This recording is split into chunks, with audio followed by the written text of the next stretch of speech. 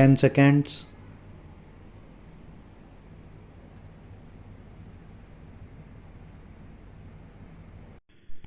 If you scan the history of the railways in this country, you will see that it was the presidency towns Bombay, Madras, and Calcutta that determined the pattern of our railways as well as of our industrial and economic growth.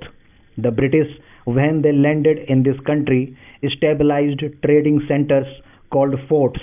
In Chennai, it was Fort St. George. In Kolkata, it was Fort St. Williams. And in Mumbai, it was merely a fort, and there was one in Surat also. It is these trading establishments which determined the pattern of government, the pattern of administration, and every other pattern under the British regime. They constructed the railways, they established the industries, they located their armies with reference to these three presidency towns. This idea of the presidency towns determining the pattern of our social structure, industrial advancement, and the system of our railways still persists. That is the mental lag that is hampering the vision of the Planning Commission, the Railway Board, and the Railway Ministry. Sir, once I happened to travel from London to Rome by train. Another time I had to travel from Moscow to Leningrad by train. Nowhere did I find on the continent of Europe lines of varying breadth. It is all a uniform gauge. So is it in Russia? It may be 6 feet there. In America, in every industrially advanced country, you find that the gauge is uniform. This very country which ruled us, namely the United Kingdom, had inside its border a uniform gauge, but they inflicted three systems of gauge on India.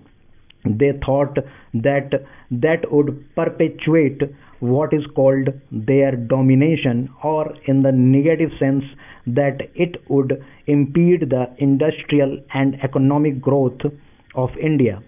Secondly, it would make India always the customer and purchaser of lines and locomotives and rolling stock from the United Kingdom. In the old days, I am told, it is the government which built the broad gauge line, and it is the private companies that took to this meter gauge and the narrow gauge. Though they may not have had the distinction of private and public sector in view then, it now appears that what the so-called public sector then did has been good, and what the private sector then did has been to our disadvantage. I would appeal to these agencies to introduce a uniform gauge throughout India.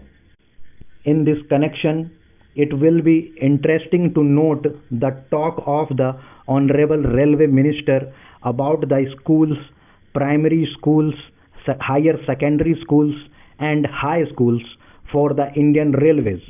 If you examine the previous speech of the Railway Minister and also the working report of the Railway Board, you will find that the same figure is repeated every year. I have examined the figures and I find that this year only 16 schools have been added, out of which 13 are primary schools, one is a higher secondary school, and two are middle or high schools. Instead of saying that they have been able only to provide 13 primary schools or one or two more high school or higher secondary schools, the same figures are repeated in the speech. Although the Railway Board has all along been saying that education is the responsibility of the state, and therefore the Railway Board does not own this responsibility. I would like to remind the Railway Minister about the agreement reached between the National Federation of Railwaymen and the Railway Board in the year 2013, according to which the Railway Board undertook to provide primary schools for education of the children of railway employees.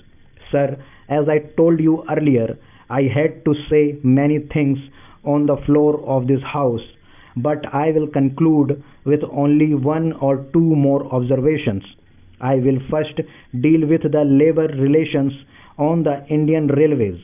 I slightly differ from my honorable friend when he quoted me as saying that the permanent negotiating machinery has completely failed. It is a fact that this machinery is not functioning satisfactorily. At certain places it has failed. There is no doubt about it.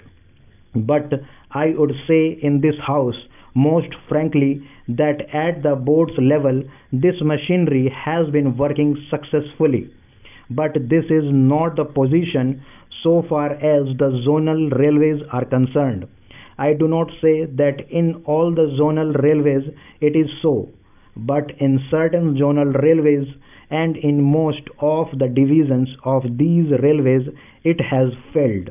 I was expecting that the railway minister would examine the working of this machinery in all the railways.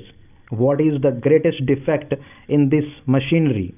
This machinery suffers to the extent that at the board level, if there is difference of opinion between the railway board and the railway labor, no arbitration machinery is provided to settle the disputes. The provision in this machinery is that as and when an occasion arises, an ad hoc tribunal would be set up by government